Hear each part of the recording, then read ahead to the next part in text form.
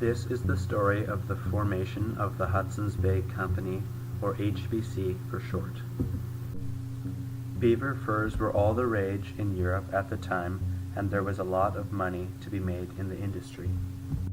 The supply of beaver furs was starting to become exhausted in Europe, and North America's fertile lands had yet to be exploited. In the late 1600s, Britain became a dominant player in the North American fur trade. Britain's newfound relevance in the North American fur trade was through the formation of the Hudson's Bay Company. The Hudson's Bay Company later went on to become one of the largest fur trading companies in the world. Let's take a look and see how it all began. The company was formed largely because of the actions of two French fur traders. These French traders were Grossier and his brother-in-law Pierre Esprit Radisson.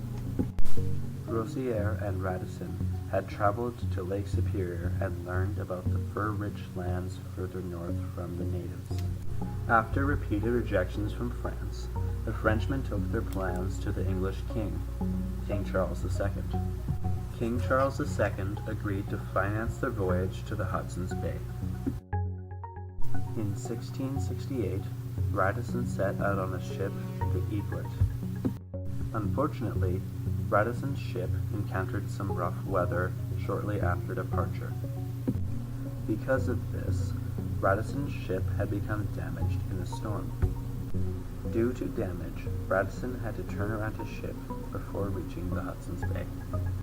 Radisson's voyage to the Hudson's Bay was ultimately a failure and did not play an imperative role in the formation of the Hudson's Bay Company. Grossier, however, had more luck in his voyage to the Hudson's Bay.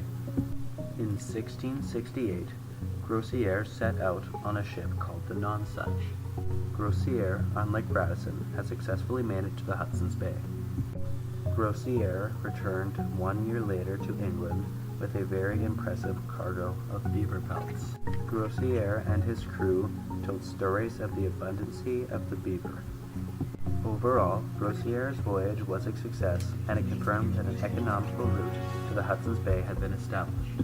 King Charles II was convinced that the fur trading business would be lucrative, so he created a monopoly over 3 million miles of land, and the Hudson's Bay Company was born. The HBC established forts along the Hudson's Bay coastline and conducted trade with the First Nations, in which the First Nations traveled to them. The HBC employees developed a trading protocol with the First Nations. For example, trading with the Cree began with the passing of a ceremonial peace pipe, which the Cree would leave at the fort to show that they would return the next year.